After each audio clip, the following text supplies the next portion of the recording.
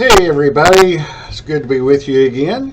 I want to spend just a few minutes talking about the development and really the dating of the New Testament and the order and the traditional order and the chronological order of the books of the New Testament. So I hope you find this valuable. We'll start off with order.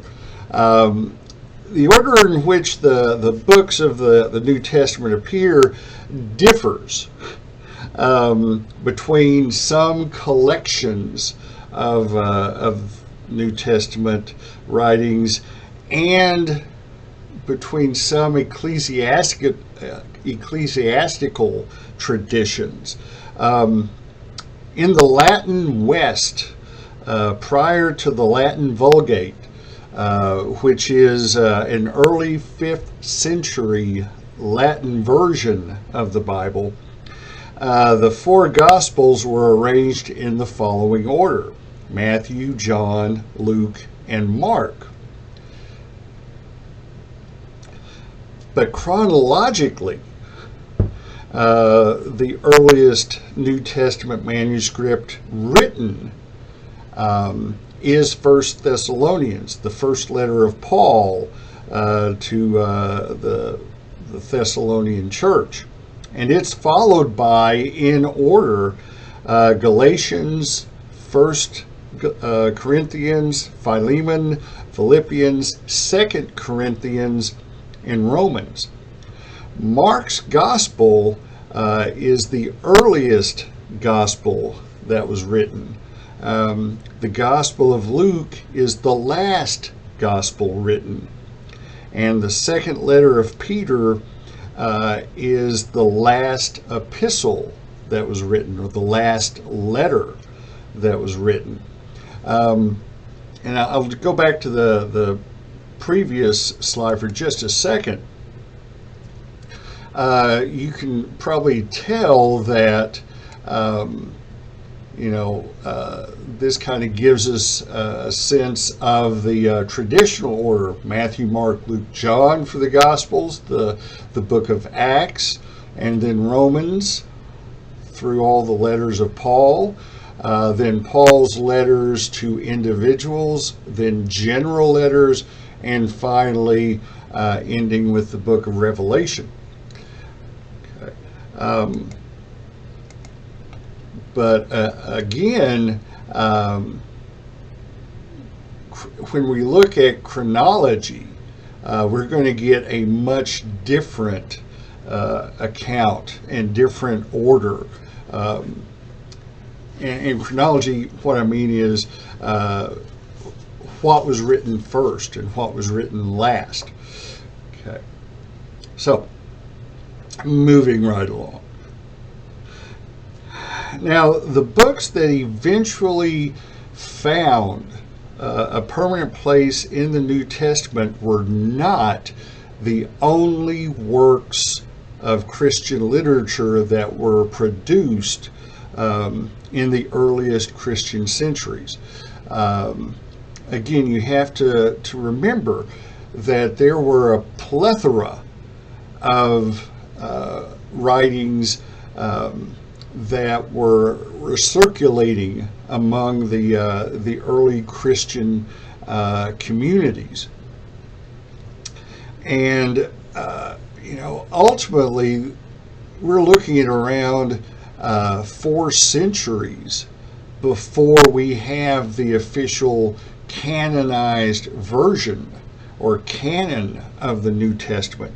So this is a very long process of canonization. It began very early, and sometimes it began with just kind of a silent reception, you might say, of traditional texts. But sometimes there were explicit selections of manuscripts or texts, and as either being acceptable, or they were rejected as being unacceptable. for use in a given context.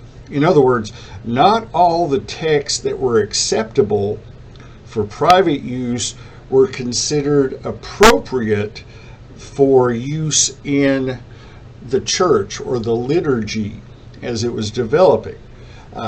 So that adds a layer or two of additional complexity when we're looking at how the New Testament texts came not only to be written, but to be canonized.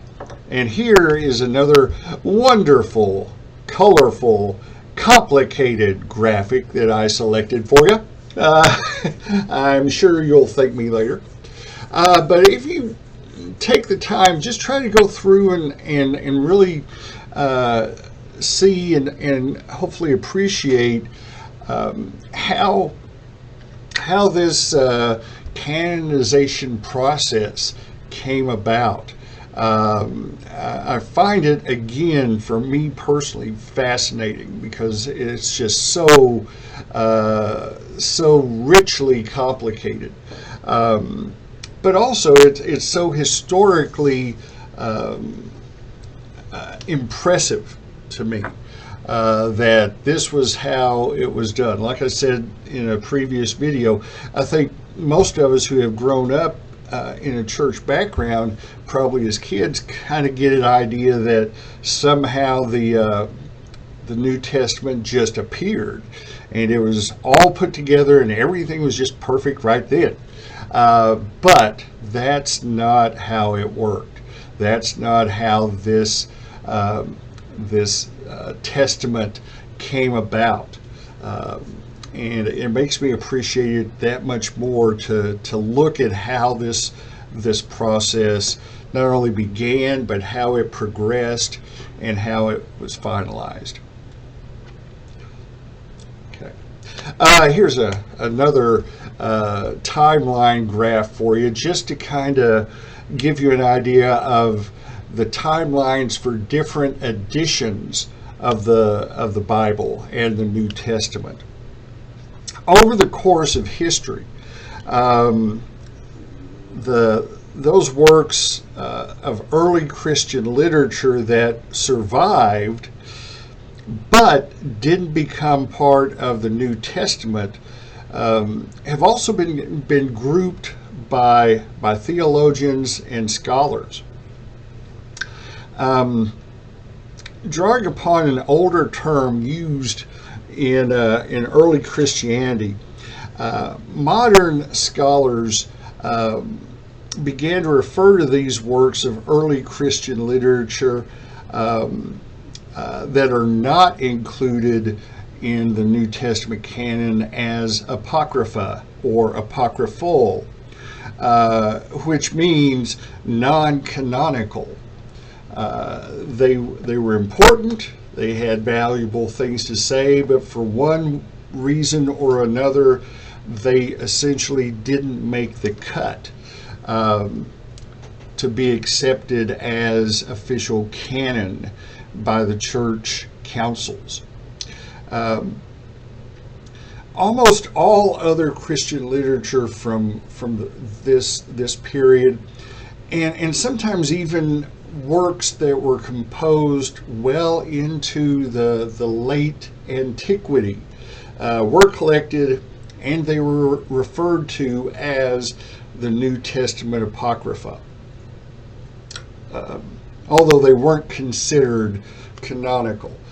We had a similar thing happen with the Hebrew Bible, if you remember, where we have the Apocrypha of the Old Testament, books, manuscripts that were important and offered insight and perspective, but for whatever reason were not officially condoned or accepted as canon. So both the Old Testament and the New Testament have important but non-canonical texts that are connected to them.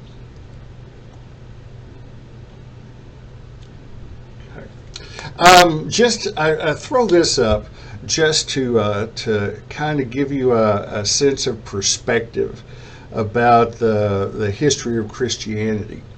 Obviously, it starts with Jesus of Nazareth, but then, like I mentioned previously, nothing was written down physically for at least 70 years after the crucifixion. And then the apostles of the early church began writing things down. Most preeminent among them was Paul.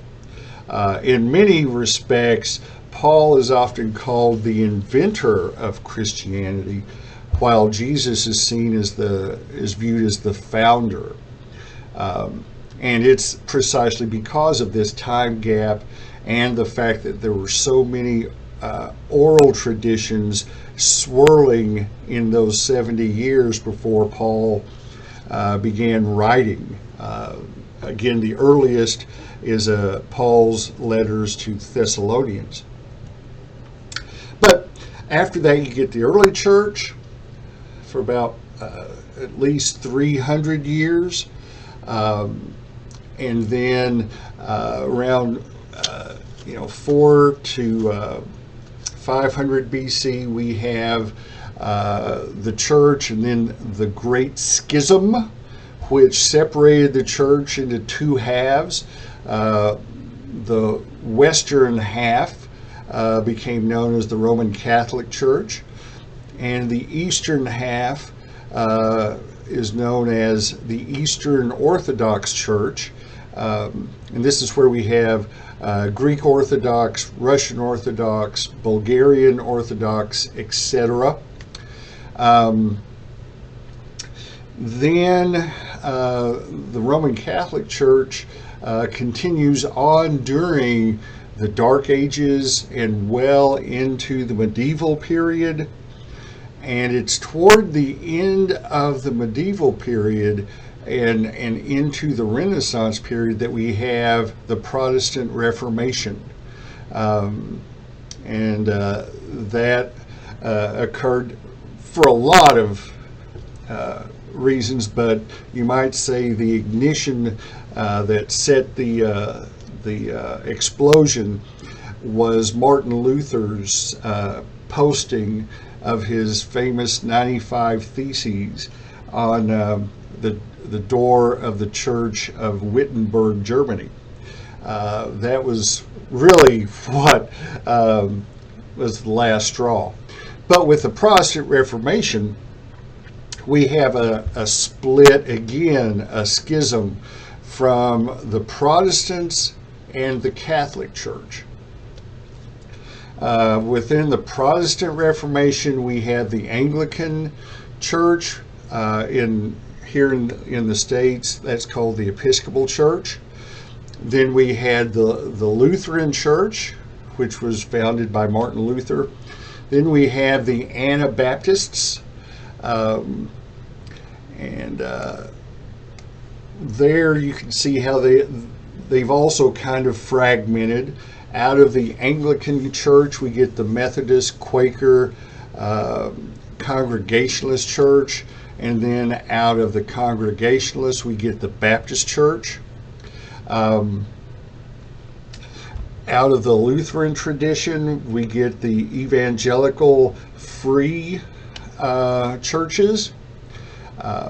We also have the Reformed Lutheran Church. We have the Presbyterian Church. Out of the Anabaptist movement, we get the Mennonites and the Amish. And then in the early part of the 19th century in America, we have the rise of the Mormon Church.